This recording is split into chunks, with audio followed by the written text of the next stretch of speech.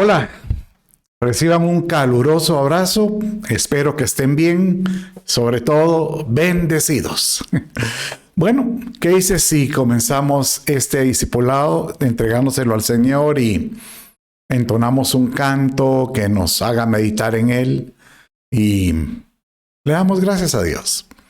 Padre, gracias te doy, oh Dios, por tu amor, tu misericordia, tu bondad. Gracias, Padre. Gracias por visitarnos.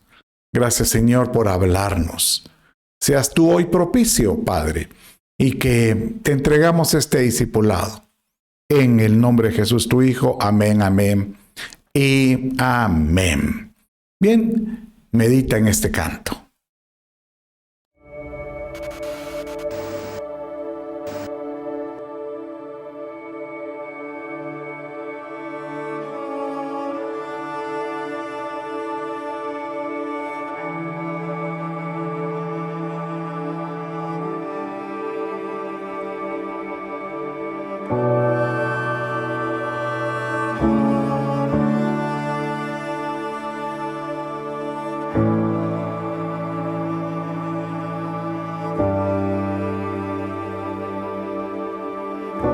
Tu voz me llama a las aguas donde mis pies pueden fallar, y ahí te encuentro en lo incierto. Caminaré sobre el mar y a tu nombre clamaré. En ti mis ojos fijaré, en tempestad descansaré en tu poder, pues tuyo soy hasta el fin.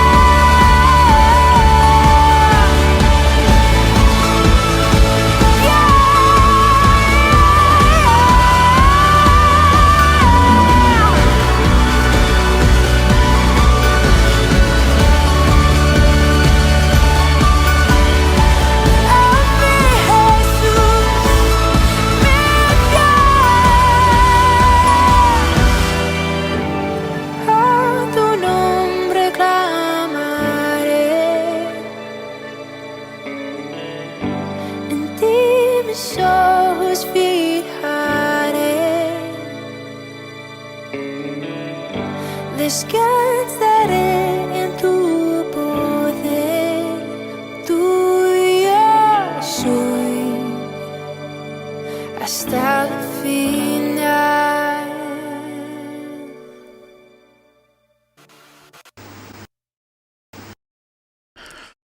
Hasta el final.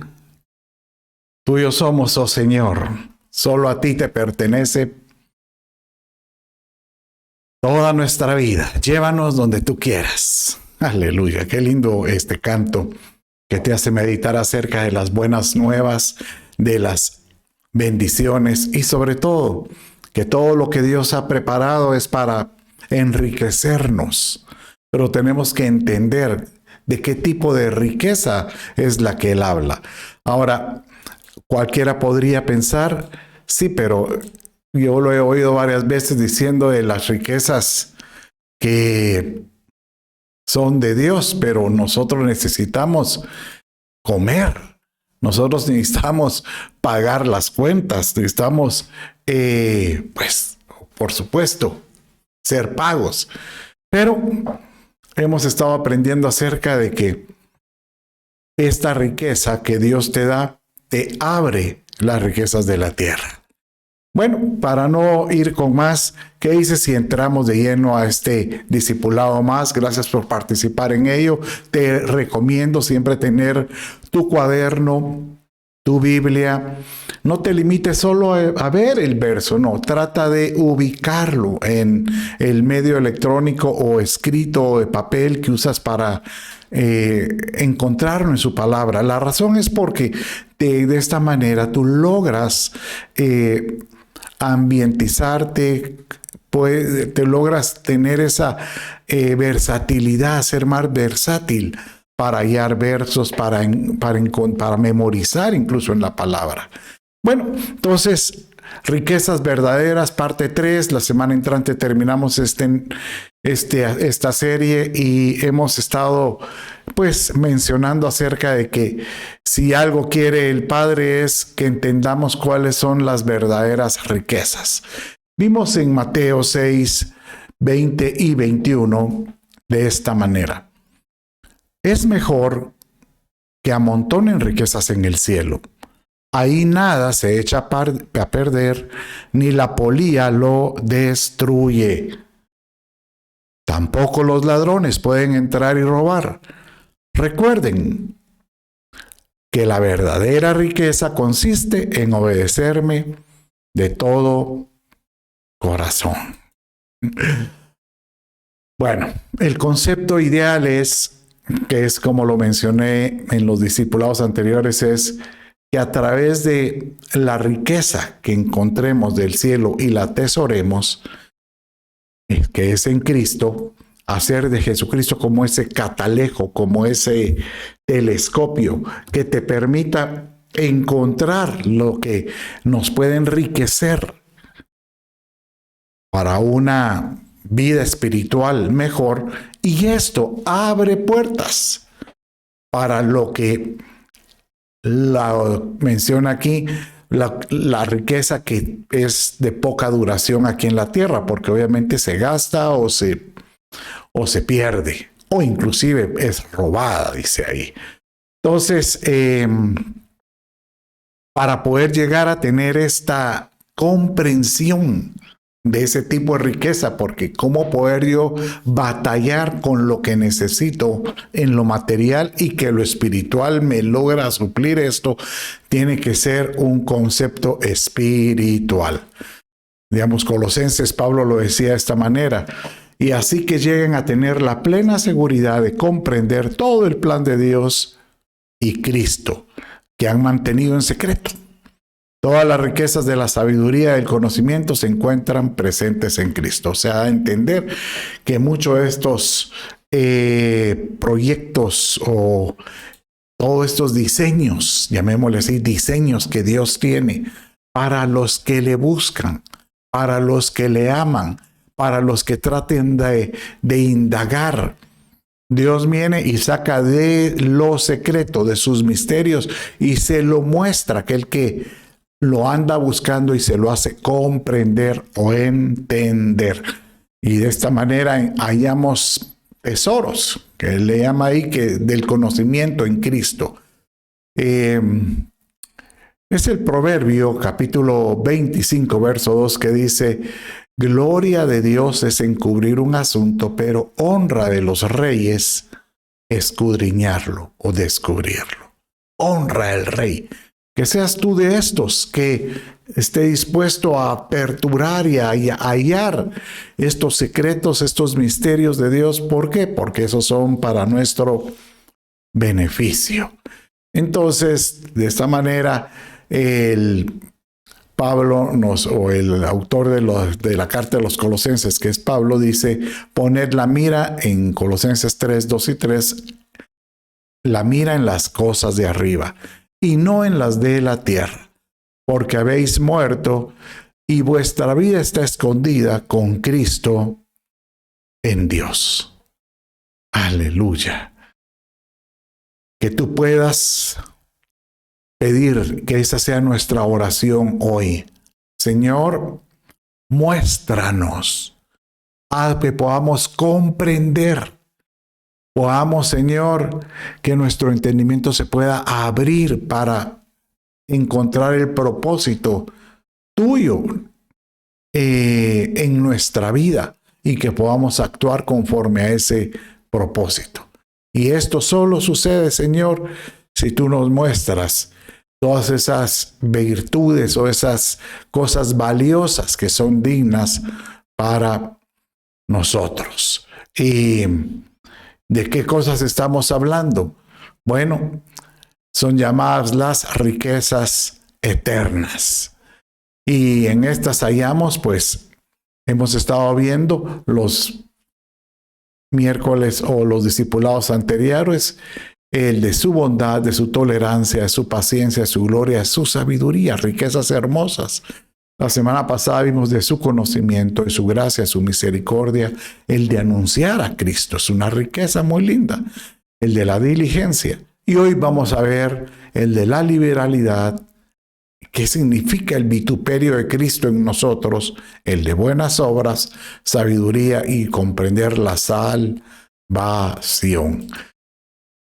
Bueno, con esto pues usted dirá: hay tanta palabrería. No, no le llames palabrería. Míralo como conceptos.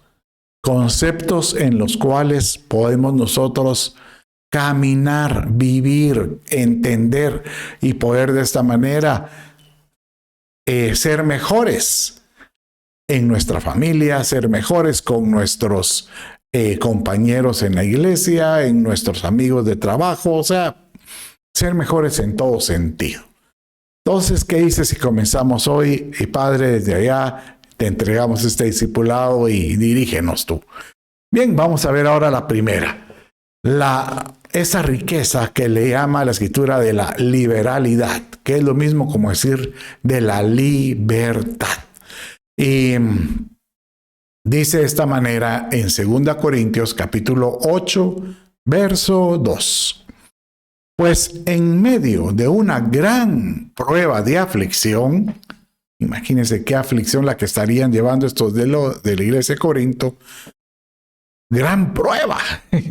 Pero dice que en medio de la prueba abundó el gozo.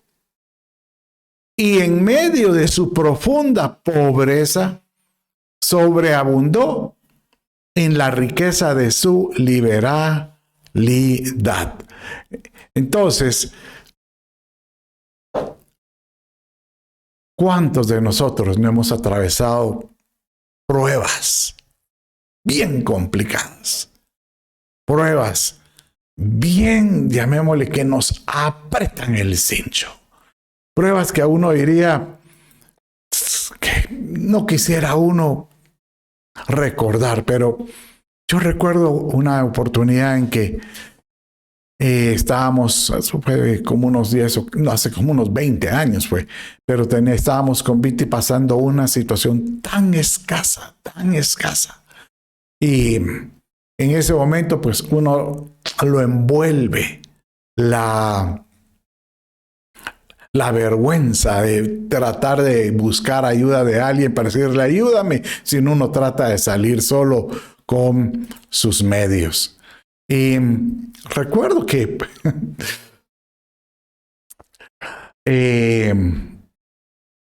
ya no tenía dinero en la cuenta y lo único que me quedaba eran mis diezmos. Y realmente usted dirá, ya nos va a venir a pedir plata. No, sencillamente yo vine y los entregué. Y en ese medio de esa prueba, recuerdo que cuando los presenté en la iglesia, dije, Señor, ahora estoy dispuesto a creer con alegría y con expectativa de lo que tú puedes provocar. Y no pasó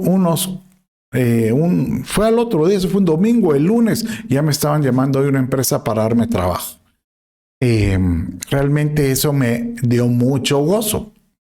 Pero, ¿qué tiene que ver este verso que hemos estado ahorita viendo con relación a esto? Que en medio de la prueba, en medio de esos momentos en que tú te sientas angustiado, la libertad es decir, que tú puedas romper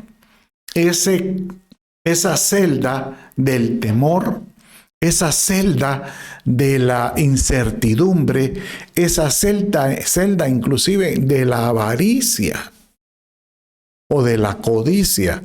Y que si tú miras la oportunidad en que tú digas, Señor, ¿cómo puedo ver tu abundancia? Entonces Él te recuerda y te dice, dando es como se recibe. Y para poder nosotros tener esa convicción de que Él va a mandar, tenemos que estar dispuestos a dar. Dando es como se recibe, ¿verdad? Por eso es que se le llama tener la liberalidad de ser generoso. Ser generoso. El Salmo 112, verso 9, dice de esta manera: el alma generosa será prosperada, y el que riega también será regado. Entonces, dando es como se recibe. Diga conmigo, si yo logro romper esa celda del temor, Dios me va a bendecir. Dios bendice, Dios riega al que riega. ¿Y sabes qué es una promesa que Dios pone? Porque nosotros tenemos que creer esas promesas, que dice que Dios da semilla al que siembra. Entonces, aquel que se dispone en su corazón decir, Señor, yo estoy dispuesto a ayudar al pobre, yo estoy dispuesto a cumplir mis ofrendas para contigo, yo estoy dispuesto, Señor, dar al necesitado, a mi familia que tiene necesitada. Dios dice que Dios empresta al que da, al que, como que si Él dijera, yo te doy esa semilla para que tú lo puedas dar por la convicción que tú has tenido en hacerlo. Ahora, así como le pedimos a mi Dios que nos muestre cómo comprender esas riquezas, le tenemos que pedir a mi Dios, oye lo que te digo, que nos haga entender cómo poder romper esa celda del temor o de pues de estar con esa incertidumbre de que si voy a dar, me voy a quedar sin lo que supuestamente me debería de ayudar. Eso me recuerda a la viuda de Sarepta. Ese es un pasaje en las Crónicas donde aparece Elías, el profeta Elías. Y él dice que cuando él llegó con la viuda, ella, la mujer, ya estaba preparando una torta con lo último que tenía de harina y con el aceite que le quedaba, que era lo último que le quedaba. Y dice que cuando se encontró a Elías le dijo, dame de comer y nunca te va a hacer falta nada. O sea que ella estuvo dispuesto en ese momento a dar su último sustento, porque dice la Escritura que cuando ella estaba, bueno, así lo dice, que era su último bocado para dejarse morir. Entonces, en ese momento, cuando ella estaba dispuesto a comer lo último para dejarse morir, aparece el profeta y le dice, dame de comer. Entonces ella dice, si es lo último que me queda para comer, y es viuda y con un huérfano. Pero esto era como una prueba de Dios para provocar, romper esa celda del temor, poder entrar a la confianza, para que nosotros podamos tener un alma generosa, porque el alma generosa será prosperada. Dice que la mujer, cuando lo dio, dice que la vasija que tenía ahí nunca escaseó de harina, o sea, tuvo bastante harina y aceite, y así ella vivió por mucho tiempo. O sea, Dios hizo un milagro excepcional, pero esto es algo que viene siendo espiritual. Dice 2 Corintios capítulo 8, verso 7, de esta manera: por tanto, como en todo abundáis en fe, en palabra, en ciencia, en toda solicitud y en vuestro amor para con nosotros. O sea, esta era la continuación del primer pasaje que vimos acerca de que era una riqueza, la liberalidad de dar, que estos en medio de su prueba estaban dispuestos a dar. Pero viene Pablo y les dice, abundad también en esta gracia. O sea que el concepto de tener un alma generosa, o sea, de poder tener la disposición de ser generosos, ¿qué es lo que dice él? Es una gracia. Gracia es un don, es como un regalo que Dios da que no merecemos, dando a entender, Señor, dame ese don, dame esa virtud, así como tener esa gracia. Nosotros creemos en gracia, que somos salvos. Dame esa gracia para que yo pueda romper ese cascarón que me hace hermético y no me permite ser generoso. Esto es lo que dice que la generosidad, la liberalidad, la riqueza de la liberalidad. Señor, dame esa riqueza de poder ser libre para poder romper ese hermetismo cuando me vuelvo codicioso o ambicioso. La verdad que es un concepto muy hermoso. Yo te animo a que tú seas de los que pueda decir, Señor, yo no temo a la escasez. Puede haber momentos de estrechez, pero no momentos de que yo pueda perder la fe esperando. Bueno, sigamos con esto y vamos a ver ahora el segundo concepto que tenemos para hoy, que se llama el vituperio de Cristo. La palabra vituperio es como, otro sinónimo sería como un oprobio, como el sufrimiento que tuvo Jesucristo. Él sufrió por nosotros, pero se le llama vituperio porque uno puede sufrir a causa de, por ejemplo, de una mala administración. O sea, tú viniste y tenías, por ejemplo, lo necesario para poder pasar un periodo de escasez, pero te acabaste los recursos. Entonces tú estás sufriendo a causa de tu mala administración. Un vituperio o un oprobio es como recibir el sufrimiento de alguien más y la mayoría de veces es uno sin culpa, ¿verdad? Pero la Escritura dice que todos podemos estar atravesando, todos debiéramos de atravesar algún tipo de vituperio o oprobio y recordar que Cristo también fue vituperado. Y si nosotros recibimos alguna situación similar, pues eso nos hace recordar lo que Él pasó. Por eso dice aquí, mire, teniendo por mayores riquezas el vituperio de Cristo que los tesoros de los egipcios, porque tenía puesta la mirada en el galardón. Y aquí está hablando de los héroes de la fe. Que los héroes de la fe, la mayoría, obviamente pasaron unas pruebas, pero por eso se llaman héroes de la fe. Porque en medio de su prueba, ellos se lograron, ¿qué? Levantar victoriosos, creyendo o poniendo su mirada en el Altísimo, que es el galardón. Tener puesta la mirada en lo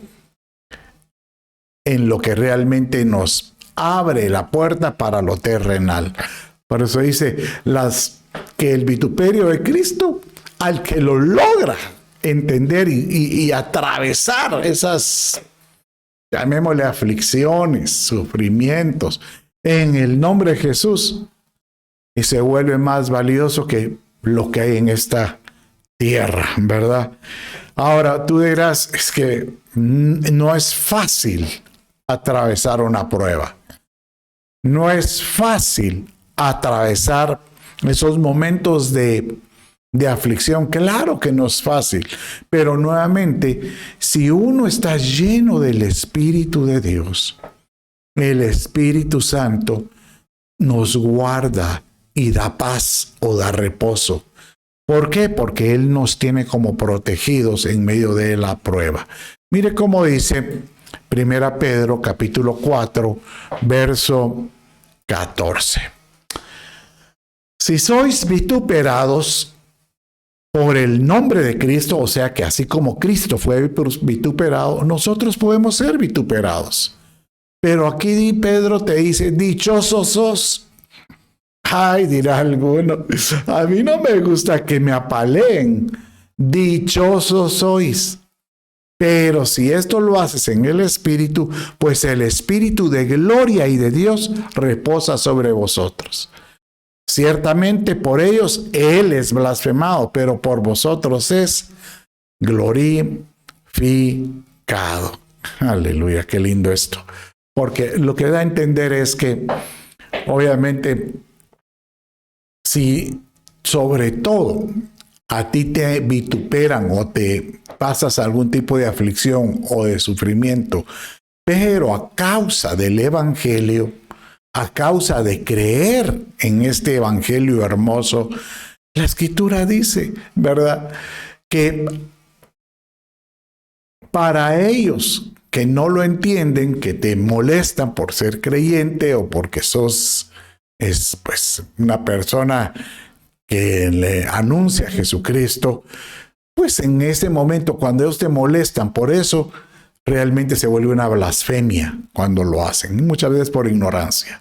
Pero en nosotros el Señor de gloria es glorificado. Y lo más lindo, ¿sabes qué? El que logra ser, como decirte, Señor, yo quiero ser preparado para que no importa la prueba, pues yo pueda tener por lo menos la esperanza y eso me saque una sonrisa de saber que tú estás conmigo. Entonces eso no tiene comparación. No hay comparación con relación Vamos a leer este verso, después voy a dar un ejemplo. Dice aquí, estoy seguro que los sufrimientos por los que ahora pasamos no son nada si los comparamos con la gloriosa vida que Dios nos dará junto a Él. No es comparable, ¿verdad?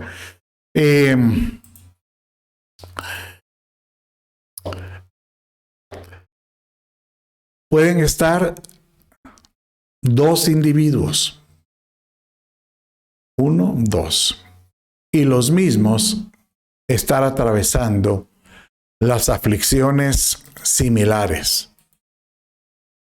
Esta persona puede estar atravesando exactamente las mismas aflicciones que esta otra persona, las mismísimas. La diferencia es que tal vez este individuo tiene la esperanza y la convicción que Dios lo va a cubrir, que el Espíritu de Dios reposa sobre él.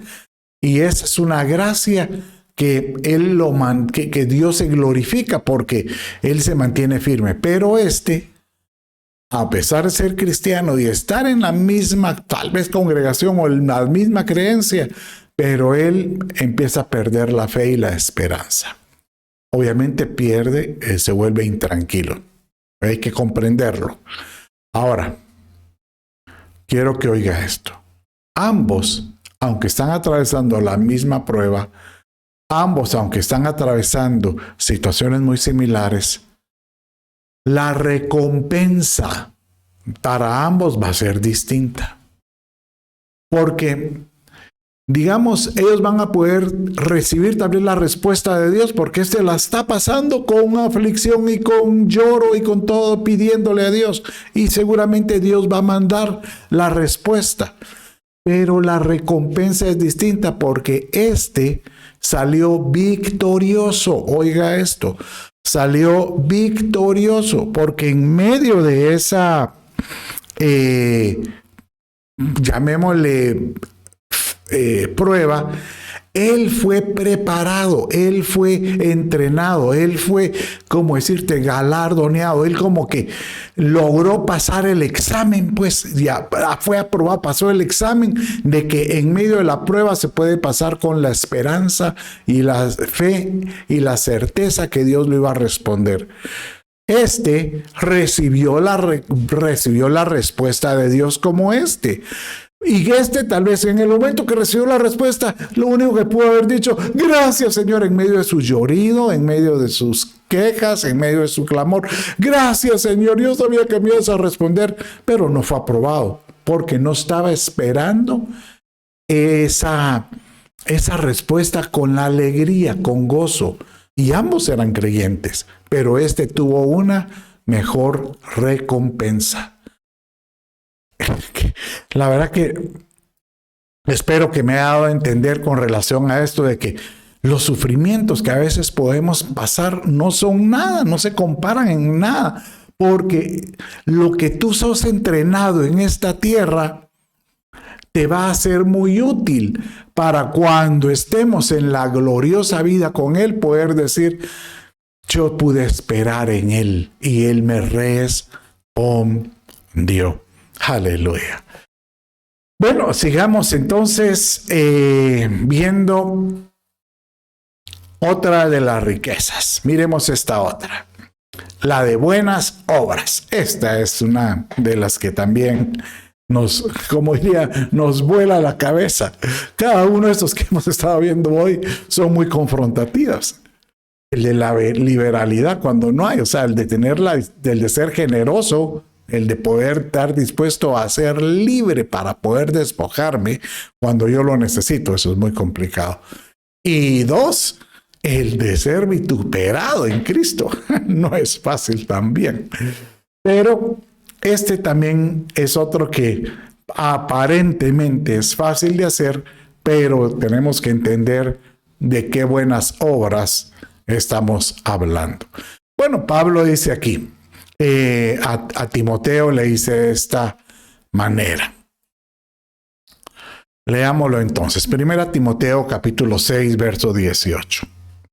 Enséñales que hagan bien, que sean ricos en buenas obras, generosos, que eso ya lo vimos, y prontos a compartir.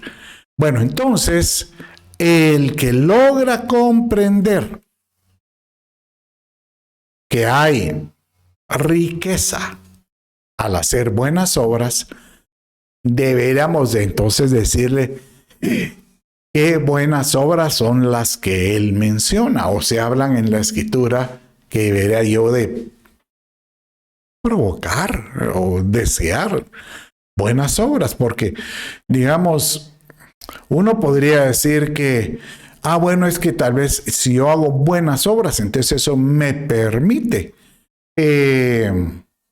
ser salvo. Pero ahora vamos a entender que Jesucristo, Pablo mismo dice, y el Señor Jesús lo dice, que por obras no podemos alcanzar el cielo, es por fe. Sino que qué tipo de obras son las que realmente nos pueden enriquecer. Bueno, te voy a hablar de algunas de las que la misma escritura habla que eran buenas obras. Y se trata de aquella experiencia que tuvo Jesucristo. Dice que él fue a Betesda, que era un pueblo, y estando ahí fue con esta familia y fue con estos religiosos fariseos que lo acogieron. Y estando él ahí, incluso sus discípulos dice que estaban cerca y estaban algunos otros expectantes, porque el estar con Jesucristo debe haber sido muy expectante. Ver a una persona que con sus palabras, con sus declaraciones, podían haber milagros de sanidad. Esto era y su sabiduría, eso debe haber sido muy importante. Y en eso estaba cuando de repente llega una muchacha con un perfume que era muy, muy caro. Bueno, lo vamos a leer ahorita. Y lo derramó en sus pies. Y ella empezó y agarró sus cabellos y enjugaba sus cabellos con el perfume. Y dice que el perfume era muy costoso, pero muy costoso. Bueno, léalo conmigo y dice de esta manera. Porque este perfume, bueno, aquí viene otro de los. Entonces, cuando hablamos que era muy costoso, la cantidad que costaba ese perfume era 300 denarios. Usted dirá, ¿y 300 denarios es mucho? Bueno, solo para que lo pueda ubicar. En ese entonces, un denario era el salario mínimo de un trabajador. O sea que a un trabajador se le pagaba, por lo que la ley decía, por mínimo un denario al día. Y eso era. Ahora, 300 denarios es como que si fueran 300 días de salario de un trabajador, casi un año. Miremoslo en el caso de Guatemala. El salario mínimo ahorita está alrededor de unos 3,000 quetzales, 30 quetzales, son 300, quetzales al día, con los bonos y todo eso que le da. Si hablamos de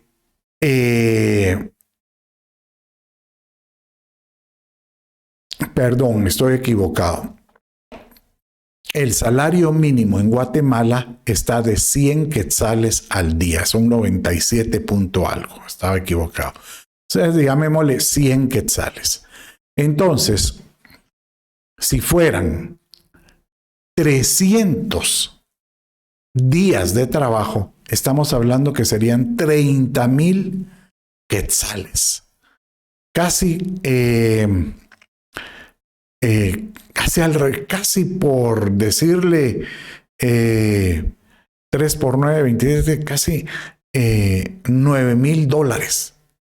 30,000 quetzales. O sea, ese perfume costaba $9,000.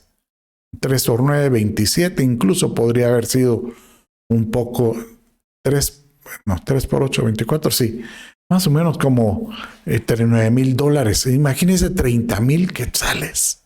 Eso era algo, era imponente, ¿verdad?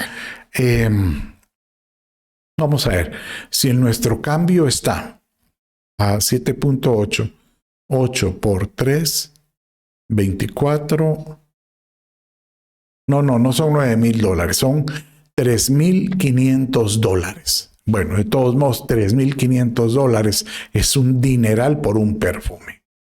Es demasiado caro, ¿verdad?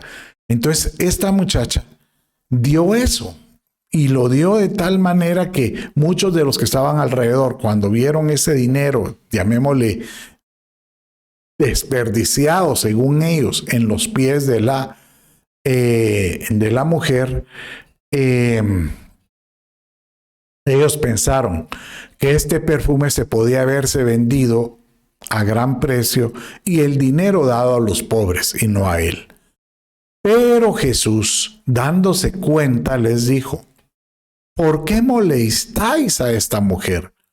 Pues buena obra, diga conmigo, repita conmigo, buena obra me ha hecho. ¿Sabe qué no sabía la mayoría de las personas? Que Jesús mismo dijo después: esta mujer me ha preparado, me ha ungido para mi sepultura. O sea que tal vez en ese momento muchos no lo entendieron. Dijeron: sí, ¿cómo así para tu sepultura? Tú estás a morir, tienes apenas 30, tienes muchos años para morirte. ¿Cómo es que Y no sabían ellos que en pocas semanas iba a ser aprendido. Pero ya había estado preparado, ungido, ¿verdad? Jesús dice: aquella que le preparó a él algo, se convirtió en una buena obra. Tú dirás: sí, pero es que yo ahorita no le voy a echar perfume. No, pero dice que nuestra alabanza, nuestras palabras de alabanza se convierten como fragancia para él. Y que tú puedas decirle: Señor, a lo mejor yo no tengo un perfume material, pero yo tengo una alabanza, una adoración que suba al cielo, Señor, como una fragancia que alabe tu nombre, como un sacrificio, sacrificios de alabanza, dice, que son palabras que suben, y eso sube y Dios se agrada. Como cuando tú vienes y te presentas ante Él y le das una ofrenda, eso le agrada. Esa es una obra que sube como una fragancia. Entonces, una buena obra de adoración es cuando tú lo adoras, cuando tú te despojas de muchas cosas para adorarlo.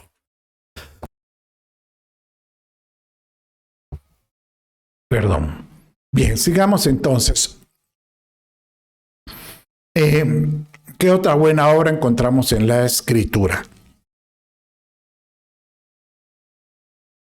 Dice así en 1 Timoteo capítulo 3, verso 1.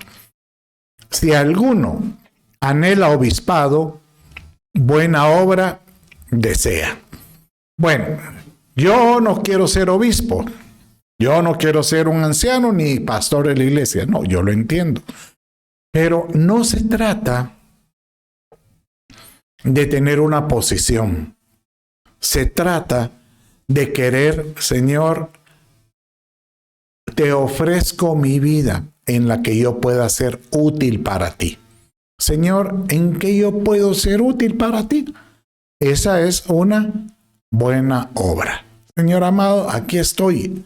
Muéstrame, Señor, ¿cómo puedo yo ser útil para ti? Y lo otro es, cuando uno da al pobre, esta es otra buena obra. Eso lo encontramos en Proverbios 19:17. Y dice así: el que se apiada del pobre, dice, presta al Señor, y Él lo recompensará por su buena obra. Diga conmigo: si yo bendigo al pobre, Dios me recompensará.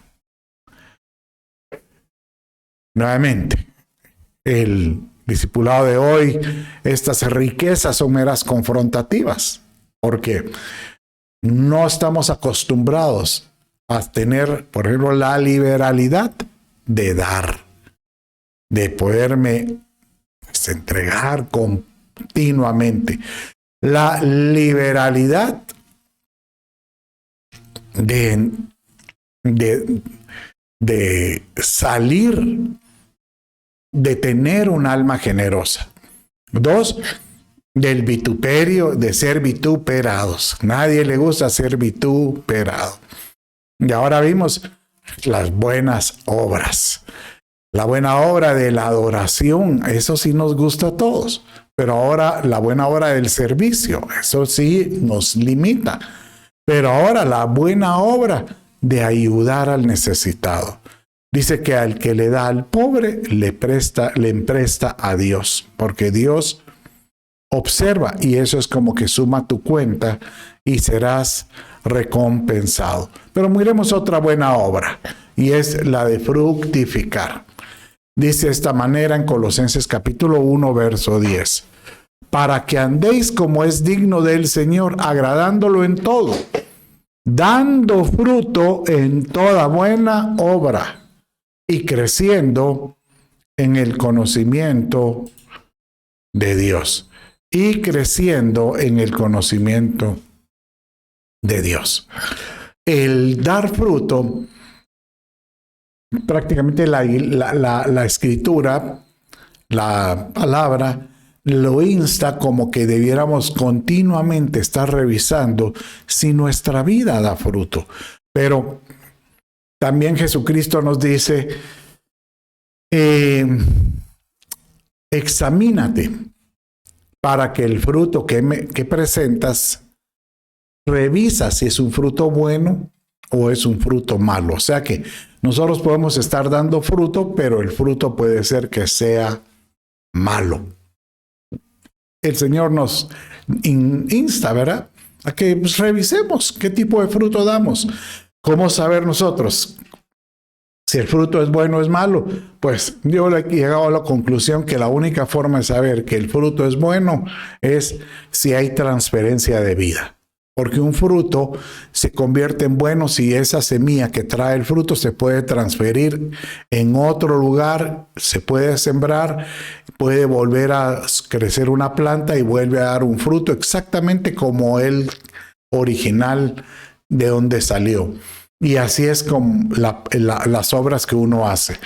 Uno puede dar frutos si tu vida se vierte en alguien más, da vida, y esa es como una semilla y empieza a provocar que crezca en la vida de la otra persona y esta persona vuelve a hacer lo mismo con alguien más. Quiere decir que lo que tú hiciste en la vida de ellos empezó a dar fruto en el tiempo. Eso es fructificar. Pero también aquí se le llama que el dar ese fruto se vuelve una buena obra. Una buena obra, ¿verdad?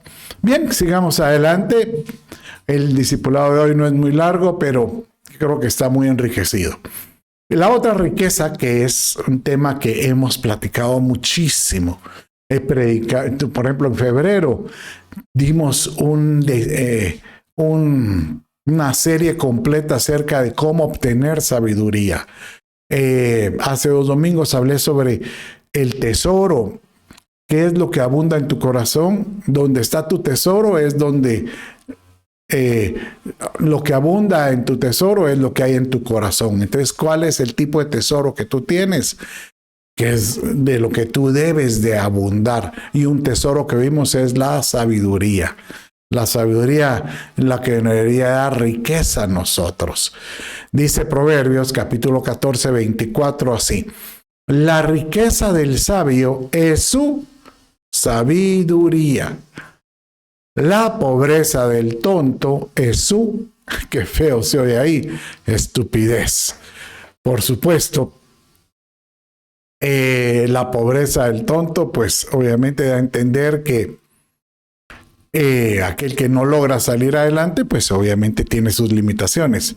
Pero lo interesante aquí es que la sabiduría nos puede obtener algo que se vuelve muy valioso. Atesorar la sabiduría enseñamos hace 2 domingos y nosotros debemos de desearla, anhelar la sabiduría. Bueno, dice la escritura que si alguno tiene falta de sabiduría, como dice, repítalo, pídala a Dios, que Él dará abundantemente, dice Santiago capítulo 1, en los versos intermedios. Y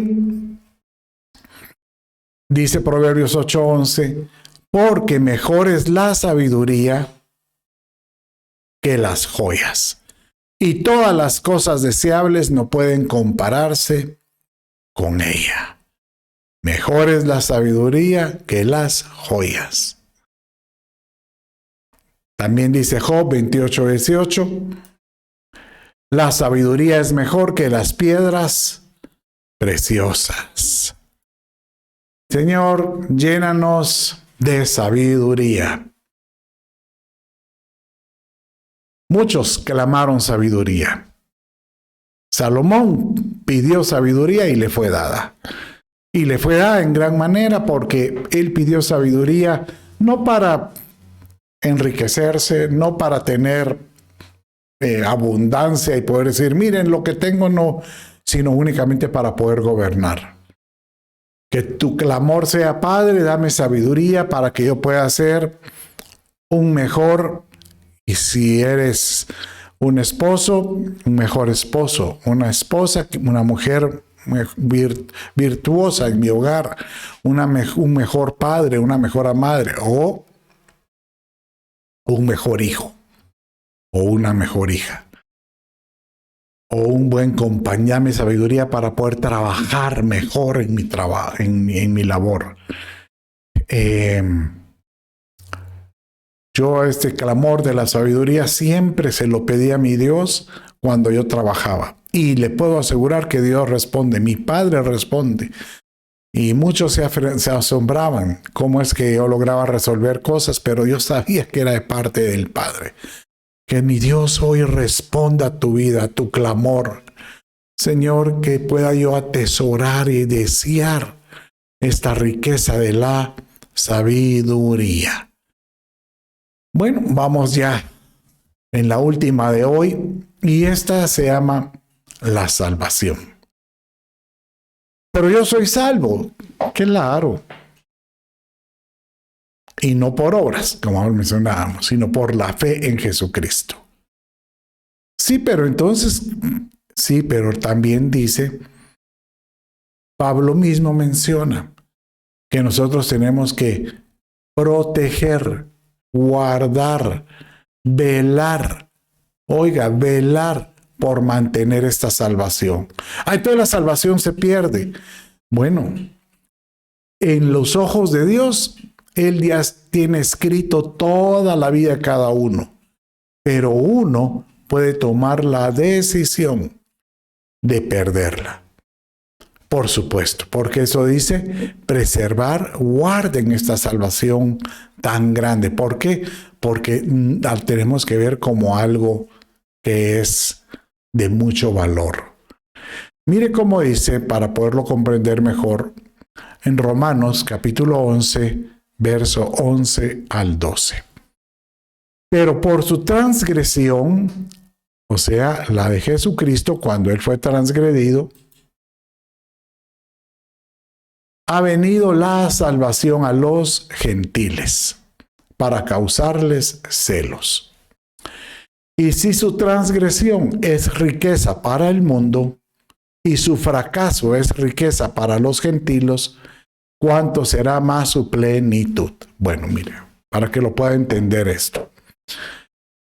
Él fue transgredido, obviamente, por un pueblo judío, pero derivado a que el pueblo judío lo rechazó porque fue transgredido por ellos y ellos lo rechazaron, eso abrió una puerta para los gentiles, que somos nosotros, que no somos judíos. Abrió una puerta para aquel pueblo que estuvo dispuesto a recibir al crucificado como Señor. Y de esta manera se convirtió en un conflicto para el judío, porque decía, ¿cómo estos están recibiendo a este que nosotros crucificamos? Si este es un falso, si este es un falso Mesías. Es más, a este nosotros lo tenemos que reprochar, reprobar. Entonces, por eso dice, y si la transgresión, esa transgresión que ellos rechazaron, se convirtió en una riqueza para el mundo, para aquel pueblo que no mereciéndolo lo recibió. Ese fracaso de ellos, porque realmente fracasaron en entender el plan redentor que Dios les mandó por medio de Jesús, se convirtió en una riqueza para nosotros los gentiles. Gentil significa aquel que no es hebreo, sino que es, llamémosle, pertenece al mundo. Viéndolo en el mundo judío, para ellos solo existen los judíos y los gentiles. O sea, fuera de ellos todos son gentiles. Llámese musulmán, de todas las religiones, los credos, hasta los inconversos, para ellos son gentiles. Pero para los gentiles que abrieron su corazón y lograron entender el propósito de Jesucristo, se convirtió en un tesoro, en una riqueza de bendición. Y el Señor dice, tú que me recibiste en medio de un mundo que estaba cegado, ten por seguro que por cuanto tomaste esa decisión de buscarme, va a llegar un día en que yo me manifestaré de tal manera que tú vas a ver una plenitud en ellos. Aleluya. Por eso es que es hermoso entender que la salvación hay que cuidarla. Hay que comprenderla como algo muy hermoso, muy valioso en medio de todo. Y Cristo nos vino a redimir. ¿Por qué? Porque Él vino a entregarse. Nosotros estábamos destituidos.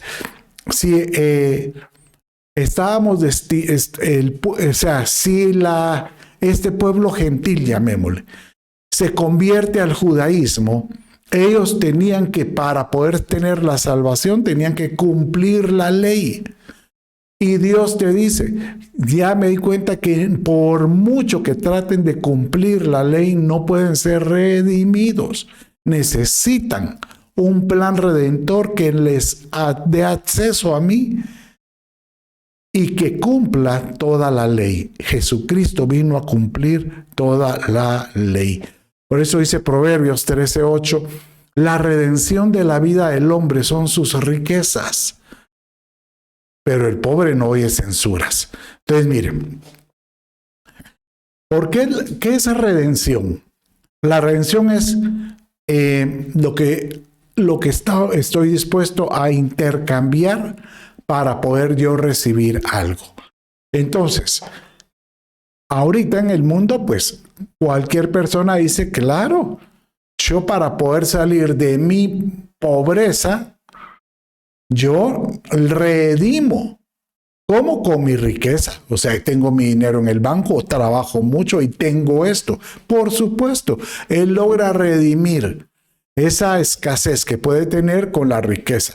Si una persona dice, no, yo tengo salud porque me mantengo yendo con mis vitaminas al gimnasio, cuidándome, obviamente,